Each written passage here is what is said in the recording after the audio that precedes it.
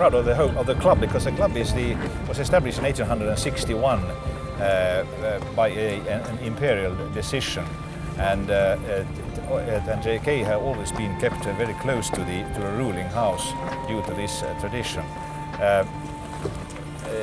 When I said 1861, that was the year when the club was established. However, the club house, what you could look here behind me now, here it is, it has been built in year 1900 and designed by the very famous yacht designer Gustav Estlander, who actually designed a lot of 8-meter yachts as well. Later on he moved to Sweden, but before then he actually designed the house as well. And this is typical Viking tradition house. You can see on the design and everything. It looks like well, it is a very Scandinavian Nordic style, put it that way, and that people loved in an early 20th century. And we like it very much. It's our private house. It's our house. The ground is built on a municipal island, but the house is ourselves, and we actually stick to it as much as possible because we like to keep it private and keep it to ourselves as long as possible.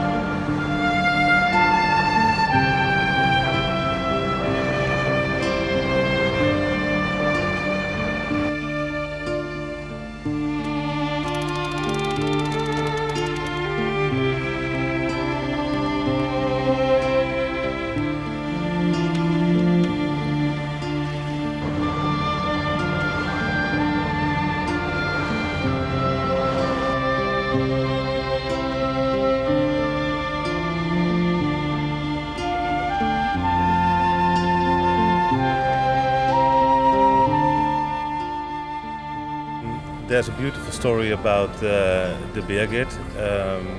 You are owner, or at least a co-owner of the Birgit. Can you tell us something how it all started? Yes, it started with a Dutch guy, John Lammerts from Beuren. He's the secretary of the International 8-meter Association, and he visited me in Stockholm and found a drawing, just a line drawing, that is the preliminary drawing made by Tore Holm, a Swedish designer, for a boat that was never built. And that design was done in 1945. And he thought it looked good, and so did I. So we decided to build the boat. But financially, we had to find somewhere where we could afford to build it. So I have some connections with St. Petersburg, Russia, and we decided to build a boat there. It was really a nice project, but also a chance. But they did a good job, and we got the boat half a year ago, and we're very happy with it. It proves it's a fast boat, really a fast boat. It's the latest design by this Swedish designer, Tore Holm, and he has done a good job.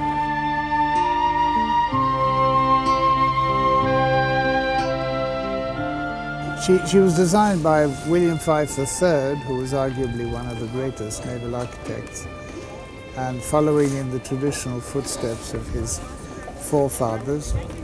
And she was commissioned in 1934 by a gentleman called Mr. Lauriston Lewis, who had boats that were always called Carron from the name of his property in northern Scotland.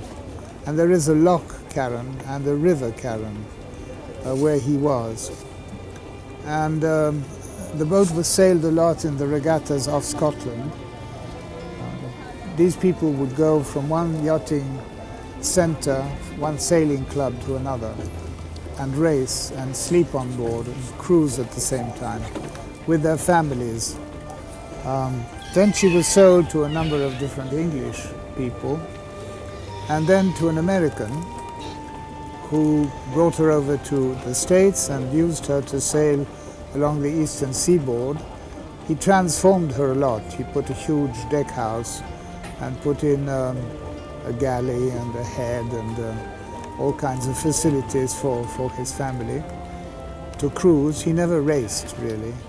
And I found her in a shed in Philadelphia in pretty bad shape, and brought her over to Fairley's, which was the yard that originally built her. And they had the plans, so we restored her according to the original and made her exactly as true to what Fyfe designed as possible. And therefore back into a racing formula, which is what she is now. Yeah, this is a Beltrami design. It was built in 1936 to compete in the Olympics in Kiel, 36. Unfortunately, she was coming in third and couldn't make it. So Italia was sent and the Italians won the gold medal.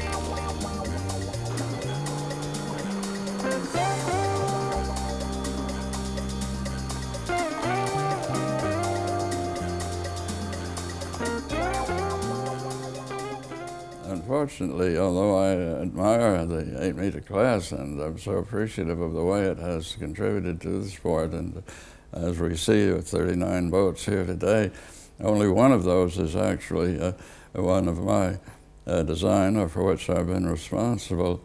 And Iroquois, she was a good boat when she first came out. She sails with the new boats and she's a little outclassed by the latest one.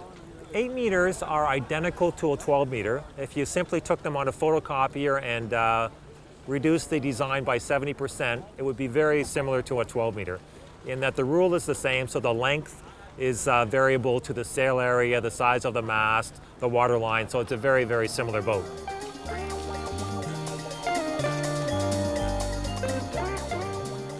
We're down below on Mystery, which is racing right now at the 8-meter Worlds. And I just wanted to show you some of the parts, some of the internal structure that goes into racing this boat. We have here the mast, and the shrouds which support the mast while we're going upwind and downwind are tied in with stainless steel bars to the mast foot, which is again on a sled. This sled allows us to move the butt of the mast aft and forward, which controls the mast bend. We can also shorten and lengthen the forestay by this hydraulic cylinder. This gives us an enormous amount of control of how much helm Terry Nielsen feels when he's steering upwind and downwind, as well as an advantage in certain conditions, such as light, sloppy conditions versus heavy air. We can move the mast to tune for those different conditions. Just a second ago, we were down below on the 8-meter, and we were looking at the mast butt moving back and forward. And this is the panel, the hydraulic panel, which actually allows us to move the butt aft. And if it's not a very high load to pump it, but if you look over here, we can also see the gauge. And I know without looking at the mast butt where it is relative to the various positions we sail with it at. So the keel on an 8-meter has a couple different elements to it. There's the weight, which is a big lead torpedo, which is on the very bottom. There's wings on either side, which help generate lift. And on the very back edge of the keel, there's a trim tab, which also helps generate lift when we're sailing upwind. So we'll use the rudder for major alterations, of course, but the trim tab control is down here at the bottom, near the bottom of the cockpit. And there's a number of different notches we can slide it into. And the best explanation I can give is it is like the aft edge of a airplane wing when they're coming in for a landing, and they actually extend it and generate extra lift that way by just moving the aileron And there's just a number of different notches we have for setting controls here. And I can show you where that is in the bottom, very bottom of the boat. So we're down here right in the bottom of the 8 meter right now. And we're looking at, we have 6.5-inch stainless steel bolts which actually hold the lead keel onto the boat. But the other interesting piece of equipment here is this is the actual trim tab control for the flap on the back of the keel. And if I'll ask Kiki to move it just a little bit, and it should just, and you can see it's only moving a small, we're talking about only maybe 3 or 4 degrees of movement side to side, but that generates enough lift to sometimes get you to the weather mark first.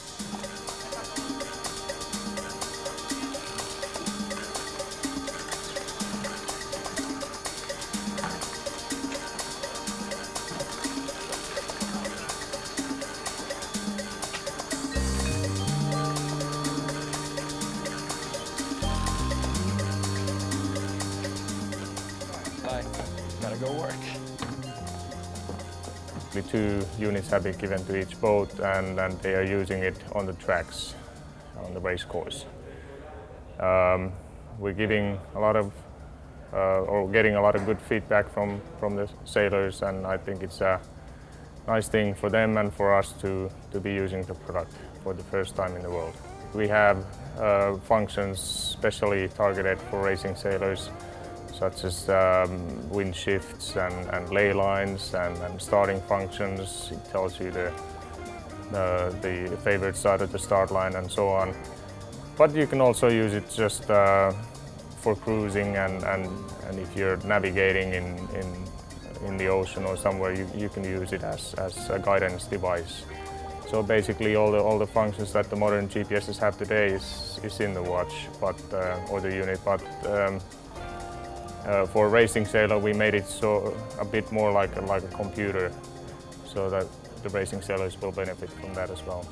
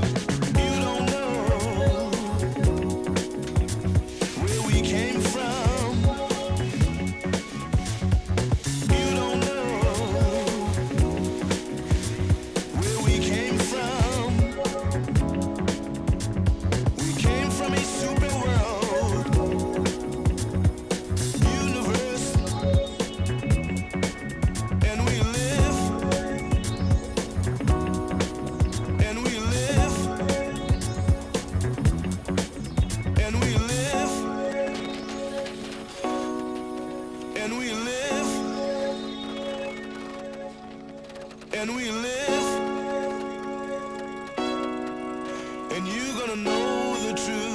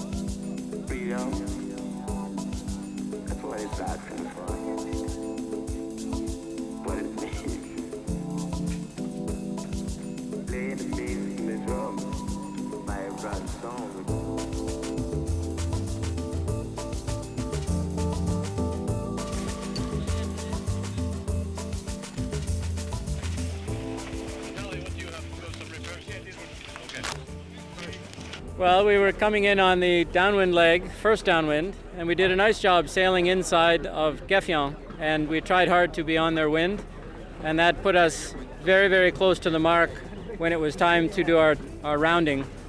And when it was time for the spinnaker to come down, the halyard was eased before the pole went forward, and so at that speed the spinnaker went under the bow instead of over to the side and around underneath the jib. So we sailed right over our spinnaker. And at that time, the fore guy, went with it, and it broke the carbon pole in half. So it all happens very quickly, maybe 2 seconds. You're over the spinnaker, it's around the wings, the boat stops, and the pole was broken. So that was it for us. Well, it was great and wonderful racing, quite rough. Heavy seas, short waves. The boats were slamming, into the troughs. But the wind was right. The wind could have been stronger. And we had a wonderful time with sunny weather and good competition.